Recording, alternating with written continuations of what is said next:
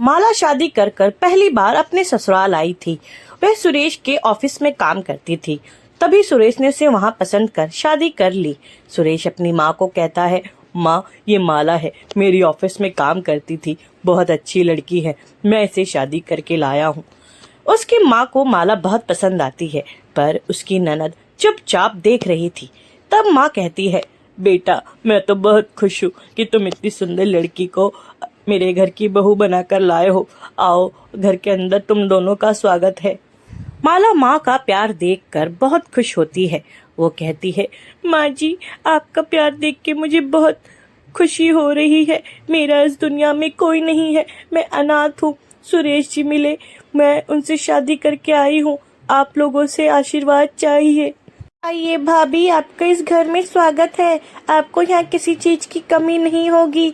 हमारे घर में सब कुछ है। भैया की बहुत अच्छी नौकरी है, ये तो आप जानती ही होंगी। आप भी तो उसी ऑफिस में काम करती थी। ये बातें खत्म कर कर दोनों कमरे में आते हैं। वहाँ ढेर सारे गिफ्ट रखे रहते हैं। तब सुरेश कहता है, मेरे घर में तुम्हें किसी चीज की कमी नहीं होगी माला। उम्मीद करता हूँ तुम भी यहाँ खुश रहोगी, और तुम्हें किसी भी चीज की जरूरत हो तो तुम मुझे कहना, मैं वो तुम्हें ला कर दूंगा। और यहाँ तुम्हें माँ और मेरी छोटी बहन सब बहुत प्यार से रखेंगे। माला ध्यान से अपनी पति की सारी बातें सुन रही थी। तब वह कहती है, आपने मुझे इतना सम्मान और प्यार दिया, इसके लिए आपका बहुत आभार। मैं बहुत खुश हूँ कि मुझे आप जैसा परिवार मिला, और आपकी माता जी और बहन वो अब मेरी माँ और बहन है। मैं उनका पूरा ख्याल रखूंगी, आप इस चीज की फिक्र ना करें। ये बातें करके सुरेश ने माला को एक तोहफा दिया। अगली सुबह माला के कमरे में उसकी छोटी ननद मेघा आती है। मेघा कहती है, अरे भाभी सारा दिन कमरे में ही बैठी रहोगी क्या? जल्दी से कुछ चाय नाश्ता बना दो, मुझे कॉलेज जाना है और माँ जी भी आपको बुला रही हैं। और आपने तो अपने अभी तक लहंगा भी नहीं उतारा, आपके लहंगे में ही घर का सारा काम करेंगी। जल्दी कीजिए, मुझे कॉलेज जाना है और मैं खाना नहीं बनाती हूँ, मम्मी बनाती हैं और आज से आप बनाएंगी। अरे हाँ मेरी राजकुमारी, मैं जल्दी से तुम्हारे लिए खाना बना देती हूँ, तुम चिंता मत करो। माला बात कर रही थी और उसके हाथ में एक फोन था जिसे मेघा बार बार देख रही थी। मेघा झट से कहती है, भाभी ये फोन मुझे दे दीजिए, आपके पास तो बहुत तोहफे होंगे। माला बिना सोचे समझे उसे तुरंत अपना फोन दे देती है। जल्दी जल्दी वो नाश्ता बनाती है। मेघा फोन लेकर कॉलेज की तरफ जाने लगती है। तब उसकी भाभी कहती है, अरे मेघा जल्दी से पहले जूस तो पी लो, फिर जाना, बिना खाए पिए मत जाओ। अरे भाभी अभी मेरे पास जूस पीने का टाइम नहीं है, और ये मैं फोन अपने दोस्तों को दिखाऊंगी। मेरे दोस्त मुझे बाहर से बुला रहे हैं, मुझे जाने दीजिए। मैंने खा लिया, बाकी मैं कॉलेज में खा लूंगी, अब मुझे परेशान मत कीजिए। यह कहकर माला जल्दी से बाहर की तरफ देखने लगती है। उसके दोस्त बार बार उसे बुला रहे थे। रात को सुरेश माला के लिए एक और तोहफा लेके आता है। वह माला से पूछता है, माला मैंने जो तुम्हें फोन दिया था वो तुम्हारे हाथ में नहीं दिखाई दे रहा है, कहाँ गया?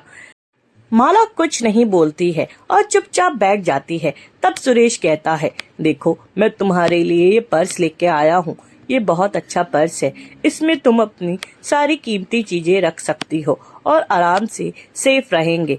तब माला कहती है, अरे इन चीजों की क्या जरूरत है? आप रोज नए नए तोहफे क्यों ला कर देते हैं? मुझे इन तोहफों की कोई जरूरत नहीं है, और शादी के ही ढेर तोहफे पड़े हैं, पहले उनका इस्तेमाल हो जाए फिर। अरे वो तो शादी के तोहफे हैं, ये मैं तुम्हारे लिए लेकर आया हूँ, और अब इसे चुपचाप रखो, फोन की तरह इसे भी मत घुमा देना, मैं तुम्हारे लिए दूसरा फोन ले आऊंगा। माला चुपचाप रहती है। अगले दिन माला किचन में काम कर रही होती है। तभी पीछे से मेघा आती है और कहती है, जल्दी से कुछ नाश्ता बना दीजिए। भाभी जल्दी कीजिए, मुझे कॉलेज के लिए जाना है, बहुत सारा काम करना है। और भैया आपके लिए कल रात क्या लेके आए थे? मैंने उन्हें देखा था, वो उनके हाथ में कुछ था। तब माला कहती है, अरे सारा नाश्ता बन चुका है मेघा, तुम जल्दी खाना खा लो और फिर मैं बाद में दिखाती हूँ तुम्हारे भैया क्या लेकर आए थे। हाँ भाभी जल्दी कीजिए, मुझे कॉलेज भी जाना है। तभी उसका भाई सुरेश आता है और कहती है, अरे सारा चाय नाश्ता मैंने बना के टेबल पे रख दिया है, आपको किसी चीज की जरूरत है तो बताइए, मैं अभी ले आती हूँ। अरे नहीं, मैं तो यहाँ पे सिर्फ एक कप चाय मांगने आया था। यहाँ पे तुम्हारी ननद और भाभी की क्या बातें चल रही हैं, जरा मुझे भी तो बताओ। मैं तो बस यही जानने आया था कि कहीं तुम दोनों मिलकर मेरी बुराइयां तो नहीं कर रही हो। चलो अब जल्दी से एक कप चाय और दे दो, और मुझे जल्दी ऑफिस के लिए निकलना है।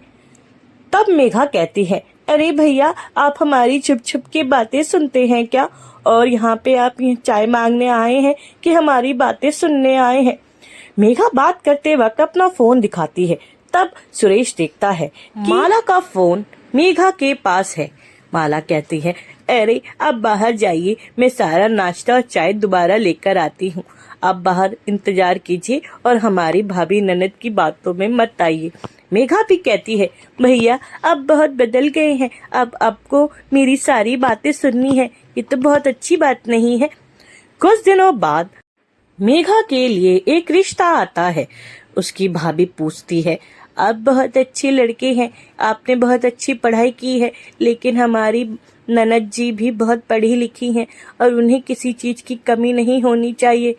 हाँ, मैंने अपनी बहन को बहुत नाजों से पाला है और मैं बहुत खुश हूँ कि उसे तुम जैसा लड़का मिलेगा, वो बहुत खुश रहेगी। तो हम ये रिश्ता पक्का करते हैं और जल्द ही शादी की तैयारी करते हैं। लड़का भी कहता है, हाँ, मुझे आपकी बहन बहुत पसंद है, हम जल्द से जल्द शादी की तारीख रखवाते हैं और आपकी बहन को किसी चीज की कोई कमी नहीं होगी। मेघा अपने ससुराल में आती है। वहाँ उसका पति सुरेश मेघा से बहुत प्यार करता है। वह उसके लिए एक तोहफा लेके आता है। तोहफे में उसे एक कीमती फोन देता है। मेघा कहती है, अरे मुझे इन सब की क्या जरूरत है, मेरे पास पहले से ही बहुत है, मुझे भाभी ने भी बहुत तोहफे दिए हैं, आपको इन सब की चिंता करने की कोई जरूरत नहीं है। तब सुरेश कहता है, तुम्हारी खुशियाँ मेरी जिम्मेदारी है। मैंने तुम्हारे भैया भाभी और माँ से वादा किया है कि तुम्हें हमेशा खुश रखूंगा। ये तो आपका बड़प्पन है, मैं बहुत खुशकिस्मत हूँ कि मुझे आप जैसा जीवन साथी मिला। दोनों इस तरीके की बातें करके बहुत खुश थे। मेघा अपने कमरे में आराम करने के लिए जाती है। तभी उसकी ननद मीना आती है और कहती है, अरे भाभी, आपने अभी तक अपने जेवर नहीं उतारे, अभी तक लहंगे में ही बैठी हैं, क्या सारी जिंदगी इन्हीं कपड़ों में बैठी रहेंगी? और आपके पास इतना खूबसूरत तोहफा ये किसने दिया? तब उसकी भाभी बोलती है, अरे ये तुम्हारे भैया ने मुझे दिया है, उनका ये पहला तोहफा है, वो मुझसे बहुत प्यार करते हैं, मैं बहुत खुशकिस्मत हूँ। अरे भाभी, आपके पास तो पहले ही बहुत है, एक मुझे दे दीजिए। अरे मैं तुम्हें क्यों दे दूं? ये तोहफा तो मुझे मेरे पति ने दिया है, मैं नहीं दे सकती तुम्हें ये, उनको बुरा लगेगा। अरे भैया को क्यों बुरा लगेगा? आप अपनी ननद के लिए इतना नहीं कर सकती? अपनी भाभी से तो इतने तोहफे लेके आई हैं और मैं मांग रही हूँ तो मुझे नहीं दे रही हैं। मेघा अपनी ननद की ये बातें सुनकर सन्न रह गई कि उसने कैसे अपनी भाभी को परेशान किया और लालच में उनसे सारी चीजें मांगती रही। उनकी भाभी देवी की तरह उन्हें सब कुछ देती रही। अगले दिन मीना फिर से जिद करने लगी कि मुझे ये फोन दे दीजिए। तब मेघा कहती है, ठीक है, मैं तुम्हें ये फोन दे दूंगी, लेकिन इसके बाद ये तुम्हारा आखिरी तोहफा होगा। मैं अपने पति की कोई गिफ्ट नहीं दे सकती, मैं अपनी तरीके से तुम्हें गिफ्ट दूंगी। अरे भाभी, मैं आगे से नहीं मांगूंगी, ये गिफ्ट तो मुझे दे दीजिए, आपके पास तो ढेर गिफ्ट है। मेघा अपनी ननद की सारी बातें सुन रही थी और फोन लेकर वह वहां से चली जाती है। मेघा बेचारी चुपचाप देखती रहती है कि कैसे उसकी ननद उससे कीमती फोन लेकर चली गई। मीना कहती है, अपनी भाभी से आपको मांगते हुए तो बिल्कुल भी लाज नहीं आई, और मैंने मांगा तो मुझे इतना कुछ सुना दिया। मेघा चुपचाप अपनी ननद की बातें सुनती रही। मेघा को अब अपनी गलती का एहसास हुआ कि उसने कैसे अपनी भाभी को परेशान किया। मैंने अपनी भाभी को कितने दुख दिए, उनसे नए नए तोहफे लिए, उनकी सारी चीजें ले ली और उन्होंने चुपचाप मुझे दे दिया। मुझे आज ही भैया भाभी के पास जाकर उनसे माफी मांगनी चाहिए। ये सोचते ही मेघा जल्द ही अपने भैया भाभी के पास आती है और फूट फूट कर रोने लगती है और कहती है, मुझे माफ कर दीजिए भाभी, मैंने आपके सारे तोहफे लिए, मैं कितनी बुरी हूँ, आपसे सब कुछ छीन लेती थी। अरे मेघा, तुम इतना क्यों परेशान हो रही हो? ये सारे तोहफे तुम्हारे ही हैं, तुम मेरी बहन जैसी हो, आगे से ऐसी बातें कभी मत करना। तुम हमारे घर की बिटिया रानी हो, राजकुमारी हो। इस घर पर जितना हक तुम्हारे भैया और मेरा है, उससे कहीं ज्यादा हक तुम्हारा है। तुम इस घर की बेटी हो। मेघा अपनी भाभी की ये बातें सुनकर उनके पैरों में गिर गई और उनसे माफी मांगने लगी और कहा कि मैं कितनी बुरी हूँ, मैंने आपको कितना परेशान किया और आपने मेरी सारी शैतानियाँ झेली, मेरी सारी जिद को झेली। आपने मुझे सब कुछ दिया जो मैंने आपसे मांगा। भैया के तोहफे भी जो भैया आपके लिए लाते थे, मैं वो भी आपसे छीन लेती थी। मुझे माफ कर दीजिए भाभी, मुझे माफ कर दीजिए। अब मुझे अपनी गलती का एहसास हो रहा है। अरे मेघा, तुम इतना क्यों परेशान हो रही हो? तुम इस घर की बेटी हो और जैसे तुम समझी हो वैसे ही तुम्हारी ननद भी समझ जाएगी। तीनों बहुत खुश होते हैं